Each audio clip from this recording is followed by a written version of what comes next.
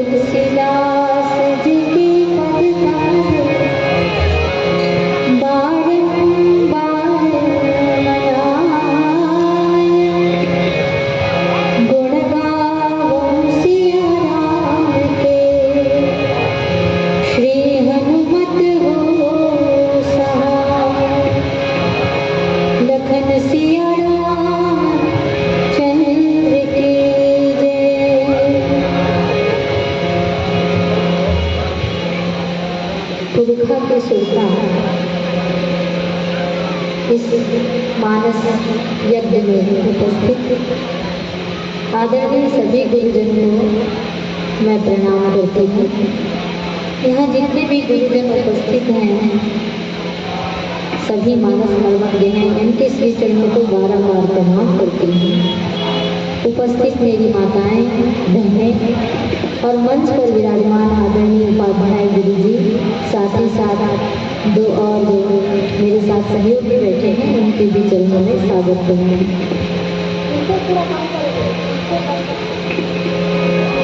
आइए समय को ध्यान में रखते हुए हम सीधे हरि नाम कीर्तन के साथ मानस की थोड़ी सी यात्रा करेंगे। थोड़ा सा कुछ विचार आपके बीच में रखना चाहूँगी और उसके बाद एक प्यारा सा भजन करते हुए विदाई दूँगी। आप सब मेरे साथ ये भजन गाएंगे।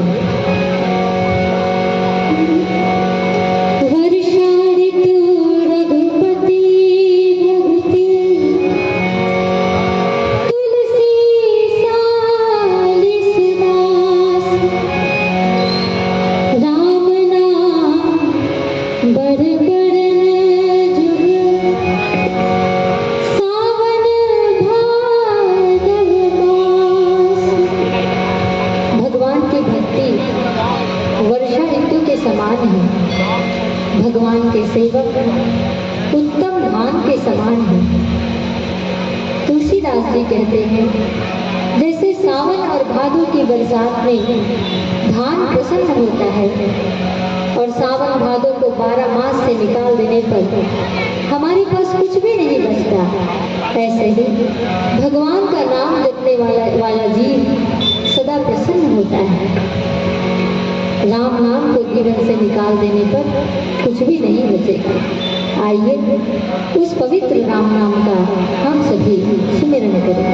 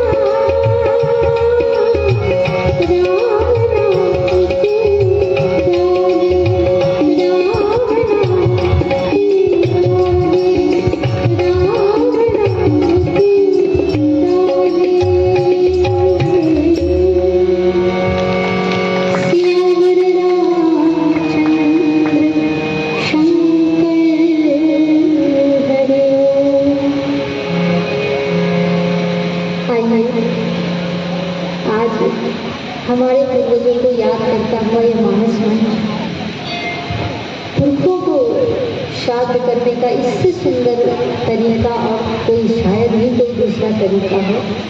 तो आप सभी आयोजकों को बहुत बहुत धन्यवाद। मैं सीधे प्रसंग में आप सबको ले चलती हूँ।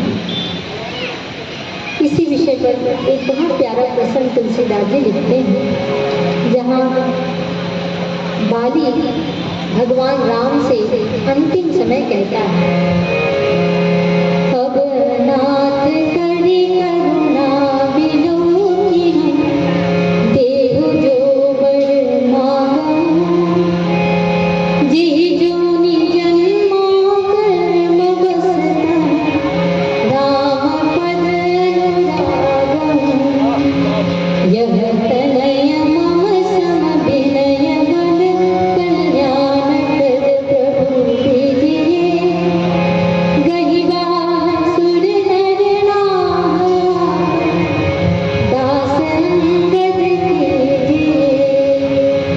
मुझे ऐसा लगा कि आज के समय अवसर पर इससे सुंदर प्रसंग शायद कोई और नहीं। प्रसंग उस समय का है जब बाली को अपने कर्मों का पश्चाताप होने लगा। गोस्वामी तुलसीदास जी कहते हैं, भगवान राम ने कहा, बाली ने पहले तो प्रश्न किया कि धर्म हेतु अवतरे गोसाई हमारे मूल ज्ञान की नाई, मैं मेरी सुग्रीव प्यारा अवगुण कवन नाथ नहीं। भगवान ने उत्तर दिया, बाली तुमने जो कर्म किया, जो दुष्कर्म किया, अपनी भाई की पत्नी को तुम ले आए, इसके लिए ये फल तुम्हें मिला है। मैं तो सुंदर सी हूँ, सबके प्रति मैं समान दृष्टि रखता हूँ। मेरे लिए कौन वैरी है, कौन प्यारा, जो मेरी भक्ति करता है उसे मैं मिलता हूँ। बाली को एहसास हुआ कि हाँ मैंने गलती की। गलती का एहसास हो जाना अपने आप में एक पश्चाताप होता है। बाली ने स्वीकार किया और प्रभु से कहने लगा, सुन राम स्वामी चलना चातुरी मोरी, प्रभु अजहु में पापी, अंत काल गति तो। आपके सामने मेरी चतुराई नहीं चली, भगवान के सामने किसी की भला चतुराई कर सकते। लेकिन एक बात बाली ने कही कि प्रभु अजहु में पापी।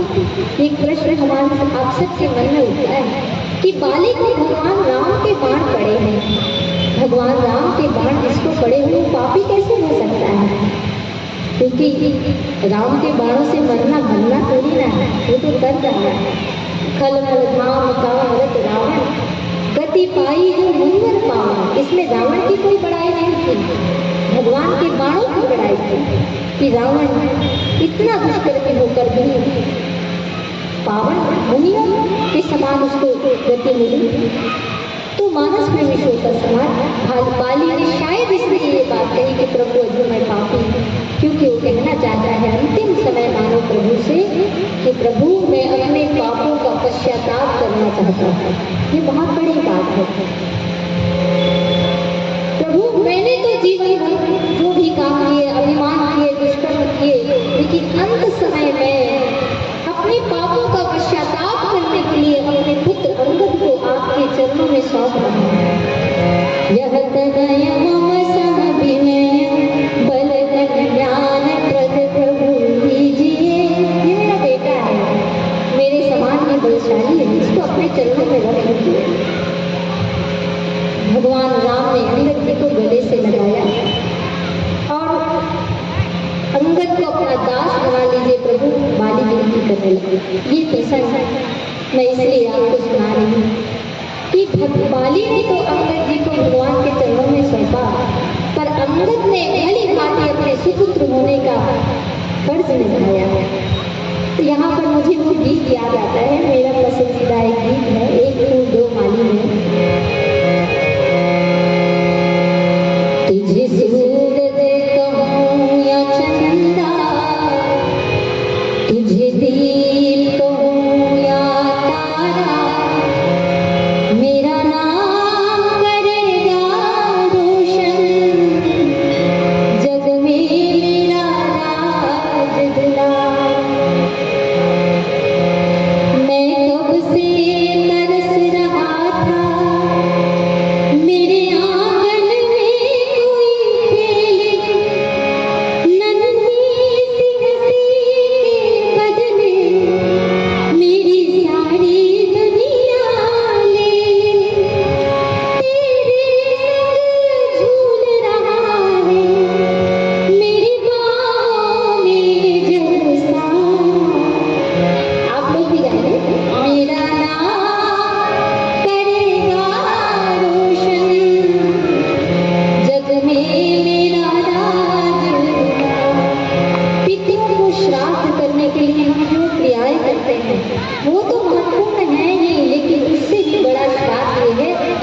पिता की बची हुई जो शुभेच्छाएं हैं उसको पुत्र पूरा करे। इससे बढ़कर और कोई दूसरा श्राद्ध नहीं हो सकता। जीते जी एक पिता अपने माँ बाप की सेवा करे और मरने के बाद पुत्र का सुकर्म देखकर पिता गर्व से अपना सीना स्वर्ग में चौड़ा कर ले, इससे बढ़कर श्राद्ध नहीं हो सकता। और यही बात उस गीत में कही गई थी। आज उंगली थाम के तेरी तुझे मैं चलना सिखना। अंगद रावण की सभा में गया होगा और जब एक ही बात रावण के सारे सवालों का जवाब अंगद जी बड़ी निर्भीकता से अंगद ने दिए होंगे तो बाली का सीना कितना गर्व से चढ़ा हुआ होगा, आप अंदाजा नहीं लगा सकते। इससे बढ़कर श्राद्ध क्या हो सकता है।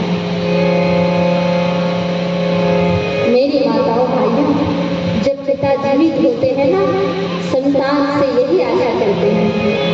आज उंगली थाम के तेरी तुझे मैं चलना सिखना, कल हाथ पकड़ना मेरा जब मैं बूढ़ा हो जाऊं।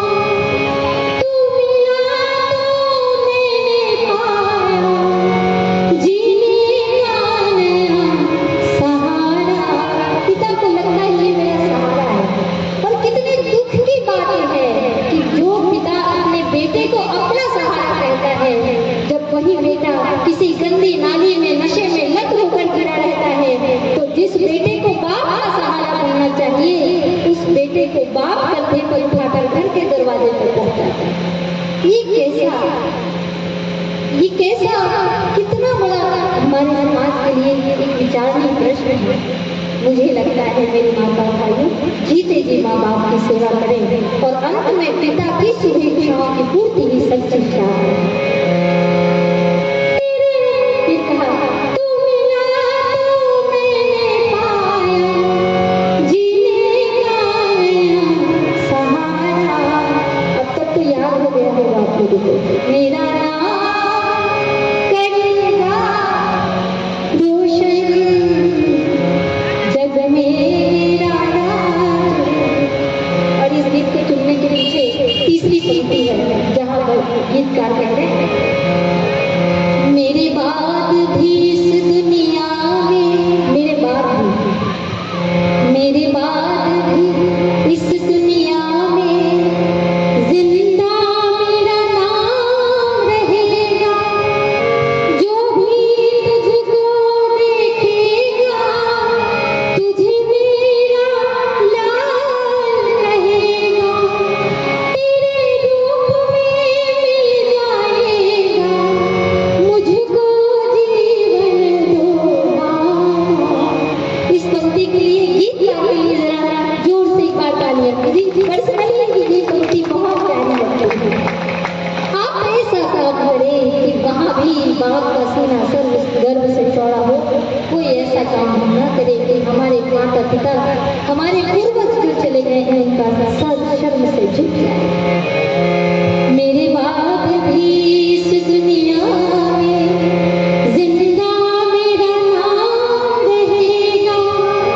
जो भी तुझको देखेगा तुझे मेरा लाल कहेगा। तेरे रूप में मिल जाएगा मुझको जीवन दोबारा। मेरा नाम करेगा रोशन जग में मेरा राज गुलाल। एक सेकंड आए तो मुझे बड़ी खुशी होगी। तुझे सूरज कहूं या चंदा, तुझे दीप कहूं या तारा, मेरा नाम करेगा रोशन। पुत्र को सौंपा बाली ने और उसके बाद बड़ी संतुष्टि के साथ बाली संसार से विदा हुए। रामचरण दृढ़ प्रीत करी बाली किन कर क्या, सुवन माल जी निकट पे गिरत न जाए। तो बस एक भजन आपके बीच में प्रस्तुत करते हुए वाणी विराम करूंगी। बोलिए श्री सीताराम भगवान की। इस भजन में बाली मानो प्रभु से कह रहा है, कि आपकी कृपा का पात्र बन जाऊं, पर तुम तो कृपा के सागर हो, कृपा के समुद्र हो। मेरी सारी करनी भूल करके मुझे अपने शरण में रख लगे और मानो जैसे सूरज की गर्मी सकते हुए तन को मिल जाए तरवर की छाया, ऐसा ही सुख मेरे मन को मिला है मैं जब से शरण दी। मौत का भय बाली के मन से समाप्त हो गया और बड़े ही आनंद से बाली ने